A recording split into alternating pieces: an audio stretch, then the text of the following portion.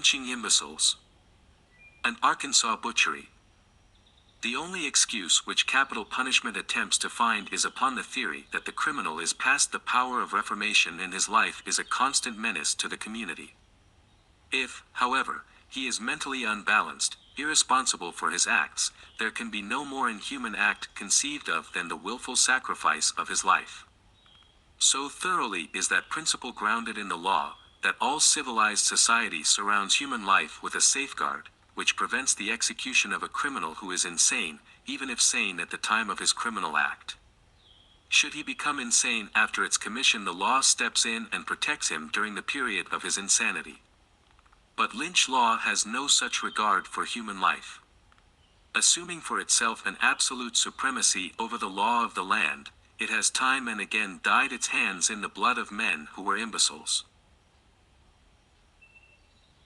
2 or 3 noteworthy cases will suffice to show with what inhuman ferocity irresponsible men have been put to death by this system of injustice. An instance occurred during the year 1892 in Arkansas, a report of which is given in full in the Arkansas Democrat, published at Little Rock, in that state, on the 11th day of February of that year. The paper mentioned is perhaps one of the leading weeklies in that state, and the account given in detail has every mark of a careful and conscientious investigation. The victims of this tragedy were a colored man, named Hamp Biscoe, his wife, and a 13-year-old son. Hamp Biscoe, it appears, was a hard-working, thrifty farmer, who lived near England, Arkansas, upon a small farm with his family. The investigation of the tragedy was conducted by a resident of Arkansas named R.B. Carries, a white man, who furnished the account to the Arkansas Democrat. Over his own signature. He says the original trouble which led to the lynching was a quarrel between Biscoe and a white man about a debt. About 6 years after Biscoe preempted his land, a white man made a demand of $100 upon him for services in showing him the land and making the sale. Biscoe denied the service and refused to pay the demand. The white man, however, brought suit, obtained judgment for the $100, and Biscoe's farm was sold to pay the judgment. The suit, judgment, and subsequent legal proceedings appear to have driven Biscoe almost crazy, and brooding over his wrongs he grew to be a confirmed imbecile. He would allow but few men, white or colored, to come upon his place, as he suspected every stranger to be planning to steal his farm. A week preceding the tragedy, a white man named Venable, whose farm adjoined Biscoe's, let down the fence and proceeded to drive through Biscoe's field. The latter saw him, grew very excited, cursed him and drove him from his farm with bitter oaths and violent threats. Venable went away and secured a warrant for Biscoe's arrest. This warrant was placed in the hands of a constable named John Ford, who took a colored deputy and 2 white men out to Biscoe's farm to make the arrest. When they arrived at the house, Biscoe refused to be arrested and warned them he would shoot if they persisted in their attempt to arrest him. The warning was unheeded by Ford, who entered upon the premises, when Biscoe, true to his word, fired upon him. The load tore a part of his clothes from his body, one shot going through his arm and entering his breast.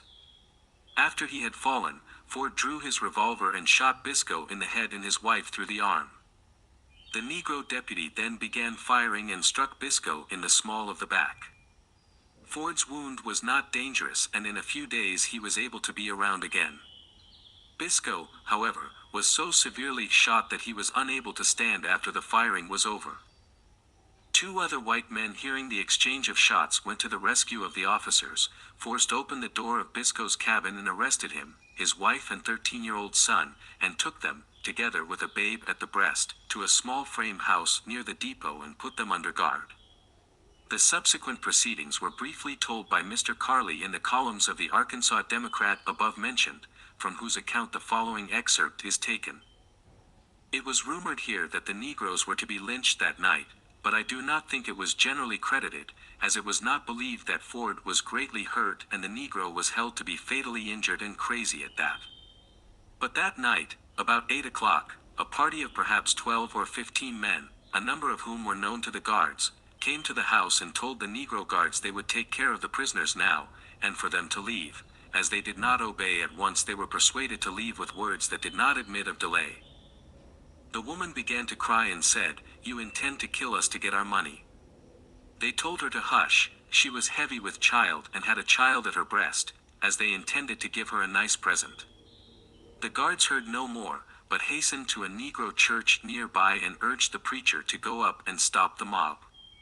A few minutes after, the shooting began, perhaps about 40 shots being fired. The white men then left rapidly and the Negroes went to the house. Hamp Biscoe and his wife were killed. The baby had a slight wound across the upper lip. The boy was still alive and lived until after midnight, talking rationally and telling who did the shooting. He said when they came in and shot his father, he attempted to run out of doors and a young man shot him in the bowels and that he fell. He saw another man shoot his mother and a taller young man, whom he did not know, shoot his father.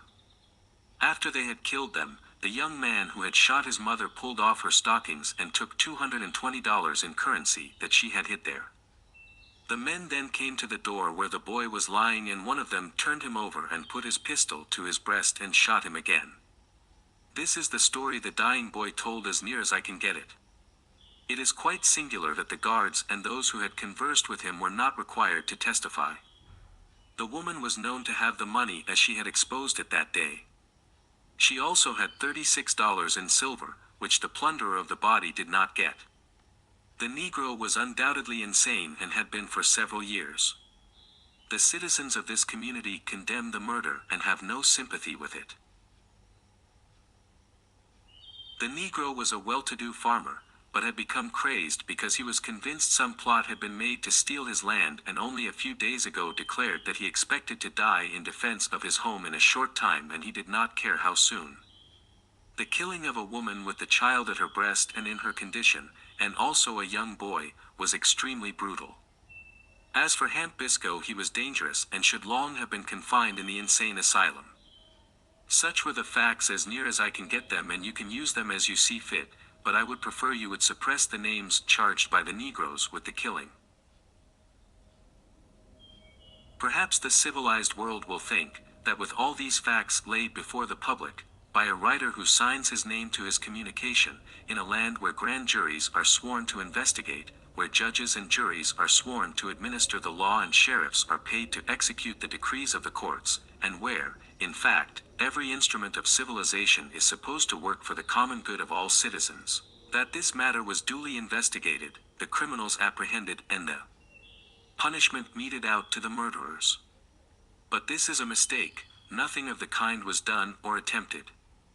6 months after the publication, above referred to, an investigator, writing to find out what had been done in the matter, received the following reply. Office of S.S. Glover, Sheriff and Collector, Lonoke County. Lonoke, Arkansas, September 12, 1892. Geo. Washington, ESQ, Chicago, Illinois. Dear SIR, the parties who killed Hamp Biscoe February the 9th, have never been arrested. The parties are still in the county. It was done by some of the citizens, and those who know will not tell. S.S. Glover, Sheriff. Thus acts the mob with the victim of its fury, conscious that it will never be called to an account. Not only is this true, but the moral support of those who are chosen by the people to execute the law, is frequently given to the support of lawlessness and mob violence. The press and even the pulpit, in the main either by silence or open apology, have condoned and encouraged this state of anarchy. Tortured and burned in Texas. Never in the history of civilization has any Christian people stooped to such shocking brutality and indescribable barbarism as that which characterized the people of Paris, Texas, and adjacent communities on the 1st of February, 1893. The cause of this awful outbreak of human passion was the murder of a 4-year-old child, daughter of a man named Vance. This man, Vance, had been a police officer in Paris for years, and was known to be a man of bad temper, overbearing manner, and given to harshly treating the prisoners under his care. He had arrested Smith and, it is said, cruelly mistreated him. Whether or not the murder of his child was an art of fiendish revenge, it has not been shown, but many persons who know of the incident have suggested that the secret of the attack on the child lay in a desire for revenge against its father. In the same town there lived a Negro, named Henry Smith, a well-known character, a kind of roustabout, who was generally considered a harmless, weak-minded fellow, not capable of doing any important work, but sufficiently able to do chores and odd jobs around the houses of the white people who cared to employ him. A few days before the final tragedy, this man, Smith, was accused of murdering Myrtle Vance. The crime of murder was of itself bad enough, and to prove that against Smith would have been amply sufficient in Texas to have committed him to the gallows, but the finding of the child so exasperated the father and his friends, that they at once shamefully exaggerated the facts and declared that the babe had been ruthlessly assaulted and then killed. The truth was bad enough, but the white people of the community made it a point to exaggerate every detail of the awful affair, and to inflame the public mind so that nothing less than immediate and violent death would satisfy the populace. As a matter of fact, the child was not brutally assaulted as the world has been told an excuse for the awful barbarism of that day. Persons who saw the child after its death have stated, under the most solemn pledge to truth, that there was no evidence of such an assault as was published at that time, only a slight abrasion and discoloration was noticeable, and that mostly about the neck. In spite of this fact, so eminent a man as Bishop Haygood deliberately and, it must also appear, maliciously falsified the fact by stating that the child was torn limb from limb, or to quote his own words, first outraged with demoniacal cruelty and then taken by her heels and torn asunder in the mad wantonness of guerrilla ferocity. Nothing is farther from the truth than that statement. It is a cold-blooded, deliberate, brutal falsehood which this Christian bishop uses to bolster up the infamous plea that the people of Paris were driven to insanity by learning that the little child had been viciously assaulted, choked to death, and then torn to pieces by a demon in human form. It was a brutal murder, but no more brutal than hundreds of murders which occur in this country, and which have been equaled every year in fiendishness and brutality, and for which the death penalty is prescribed by law and inflicted only after the person has been legally adjudged guilty of the crime. Those who knew Smith believe that Vance had at some time given him cause to seek revenge, and that this fearful crime was the outgrowth of his attempt to avenge himself of some real or fancied wrong. That the murderer was known as an imbecile had no effect whatever upon the people who thirsted for his blood. They determined to make an example of him and proceeded to carry out their purpose with unspeakably greater ferocity than that which characterized the half-crazy object of their revenge. For a day or so after the child was found in the woods, Smith remained in the vicinity as if nothing had happened, and when finally becoming aware that he was suspected, he made an attempt to escape. He was apprehended, however, not far from the scene of his crime, and the news flashed across the country that the white Christian people of Paris, Texas, and the communities thereabout had deliberately determined to lay aside all forms of law and inaugurate an entirely new form of punishment for the murder. They absolutely refused to make any inquiry as to the sanity or insanity of their prisoner, but set the day and hour when in the presence of assembled thousands they put their helpless victim to the stake, tortured him, and then burned him to death for the delectation and satisfaction of Christian people. Lest it might be charged that any description of the deeds of that day are exaggerated, a white man's description which was published in the white journals of this country is used. The New York Sun of February 2, 1893, contains an account, from which we make the following excerpt. Paris, Texas, February 1, 1893. Henry Smith, the Negro ravisher of 4-year-old Myrtle Vance, has expiated in part his awful crime by death at the stake. Ever since the perpetration of his awful crime, this city and the entire surrounding country has been in a wild frenzy of excitement. When the news came last night that he had been captured at Hope, Arkansas, that he had been identified by B.B. Sturgeon, James T.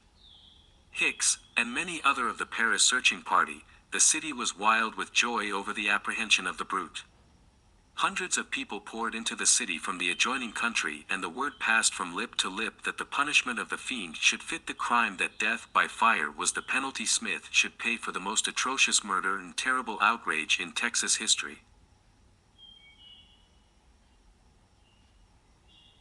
Curious and sympathizing alike, they came on train and wagons, on horse, and on foot to see if the frail mind of a man could think of a way to sufficiently punish the perpetrator of so terrible a crime. Whiskey shops were closed, unruly mobs were dispersed, schools were dismissed by a proclamation from the mayor, and everything was done in a businesslike manner. Meeting of citizens. About 2 o'clock Friday a mass meeting was called at the courthouse and captains appointed to search for the child. She was found mangled beyond recognition, covered with leaves and brush as above mentioned. As soon as it was learned upon the recovery of the body that the crime was so atrocious the whole town turned out in the chase. The railroads put up bulletins offering free transportation to all who would join in the search. Posses went in every direction, and not a stone was left unturned. Smith was tracked to Detroit on foot, where he jumped on a freight train and left for his old home in Hempstead County, Arkansas.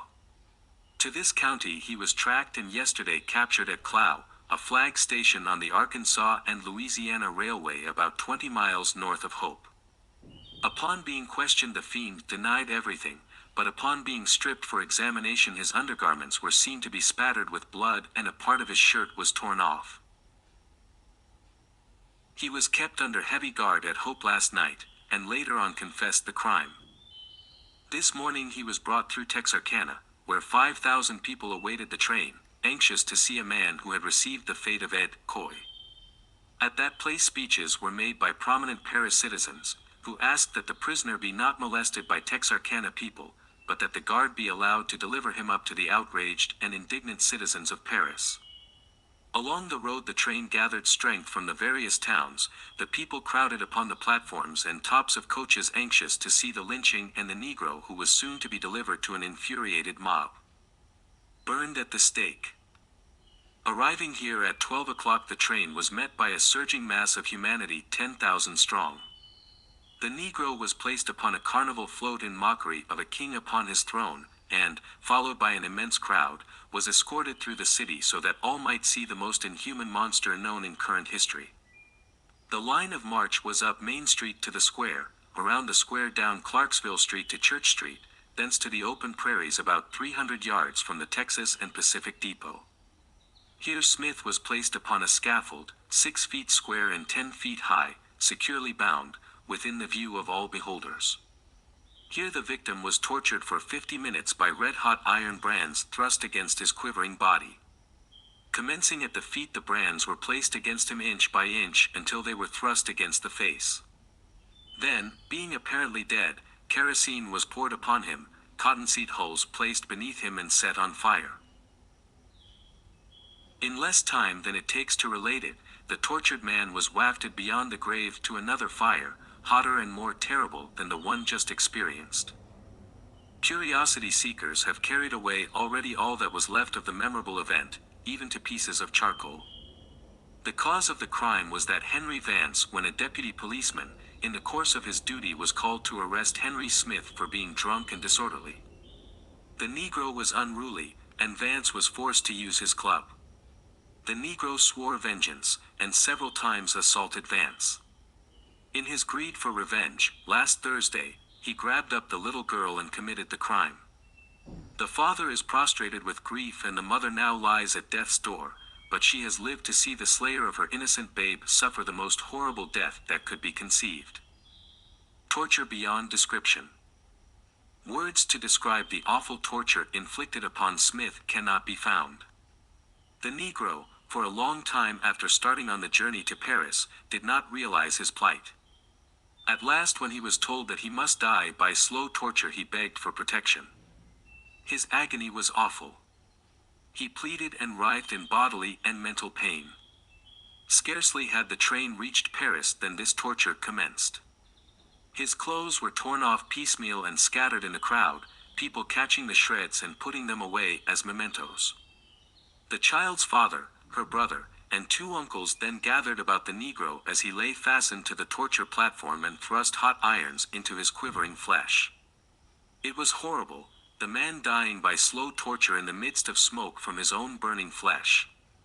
Every groan from the fiend, every contortion of his body was cheered by the thickly packed crowd of 10,000 persons. The mass of beings 600 yards in diameter, the scaffold being the center. After burning the feet and legs, the hot irons, plenty of fresh ones being at hand, were rolled up and down Smith's stomach, back, and arms. Then the eyes were burned out and irons were thrust down his throat. The men of the Vance family having wreaked vengeance, the crowd piled all kinds of combustible stuff around the scaffold, poured oil on it and set it afire. The Negro rolled and tossed out of the mass, only to be pushed back by the people nearest him. He tossed out again, and was roped and pulled back. Hundreds of people turned away, but the vast crowd still looked calmly on. People were here from every part of this section. They came from Dallas, Fort Worth, Sherman, Denison, Bonham, Texarkana, Fort Smith, Arkansas, and a party of 15 came from Hempstead County, Arkansas, where he was captured. Every train that came in was loaded to its utmost capacity, and there were demands at many points for special trains to bring the people here to see the unparalleled punishment for an unparalleled crime. When the news of the burning went over the country like wildfire, at every country town anvils boomed forth the announcement. Should have been in an asylum. It may not be amiss in connection with this awful affair, in proof of our assertion that Smith was an imbecile, to give the testimony of a well-known colored minister, who lived at Paris, Texas, at the time of the lynching. He was a witness of the awful scenes there enacted, and attempted, in the name of God and humanity, to interfere in the program. He barely escaped with his life, was driven out of the city and became an exile because of his actions. Reverend King was in New York about the middle of February, and he was there interviewed for a daily paper for that city, and we quote his account as an eyewitness of the affair. Said he, "I was ridden out of Paris on a rail because I was the only man in Lamar County to raise my voice against the lynching of Smith. I opposed the illegal measures before the arrival of Henry Smith as a prisoner, and I was warned that I might meet his fate if I was not careful, but the sense of justice made me bold, and when I saw the poor wretch trembling with fear, and got so near him that I could hear his teeth chatter, I determined to stand by him to the last. I hated him for his crime, but two crimes do not make a virtue, and in the brief I had known Smith for years, and there were times when Smith was out of his head for weeks. 2 years ago I made an effort to have him put in an asylum, but the white people were trying to fasten the murder of a young colored girl upon him, and would not listen. For days before the murder of the little Vance girl, Smith was out of his head and dangerous. He had just undergone an attack of delirium tremens and was in no condition to be allowed at large. He realized his condition, for I spoke with him not 3 weeks ago, and in answer to my exhortations, he promised to reform. The next time I saw him was on the day of his execution.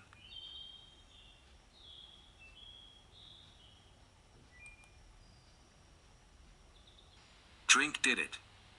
Drink did it, he sobbed. Then bowing his face in his hands, he asked, "Is it true, did I kill her? Oh, my God, my God." For a moment he seemed to forget the awful fate that awaited him, and his body swayed to and fro with grief.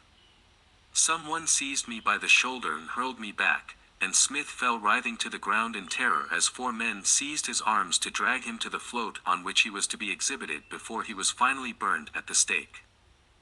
I followed the procession and wept aloud as I saw little children of my own race follow the unfortunate man and taunt him with jeers. Even at the stake, children of both sexes and colors gathered in groups, and when the father of the murdered child raised the hissing iron with which he was about to torture the helpless victim, the children became as frantic as the grown people and struggled forward to obtain places of advantage. It was terrible. One little tot scarcely older than little Myrtle Vance clapped her baby hands as her father held her on his shoulders above the heads of the people. "For God's sake," I shouted, "send the children home." "No, no," shouted 100 maddened voices, "let them learn a lesson." I love children, but as I looked about the little faces distorted with passion and the bloodshot eyes of the cruel parents who held them high in their arms, I thanked God that I have none of my own. As the hot iron sank deep into poor Henry's flesh, a hideous yell rent the air, and, with a sound as terrible as the cry of lost souls on Judgment Day, 20,000 maddened people took up the victim's cry of agony, and a prolonged howl of maddened glee rent the air. No one was himself now. Every man, woman, and child in that awful crowd was worked up to a greater frenzy than that which actuated Smith's horrible crime. The people were capable of any new atrocity now, and as Smith's yells became more and more frequent, it was difficult to hold the crowd back, so anxious were the savages to participate in the sickening tortures. For half an hour I tried to pray as the beads of agony rolled down my forehead and bathed my face. For an instant a hush spread over the people. I could stand no more, and with a superhuman effort dashed through the compact mass of humanity and stood at the foot of the burning scaffold. In the name of God, I cried, I command you to cease this torture.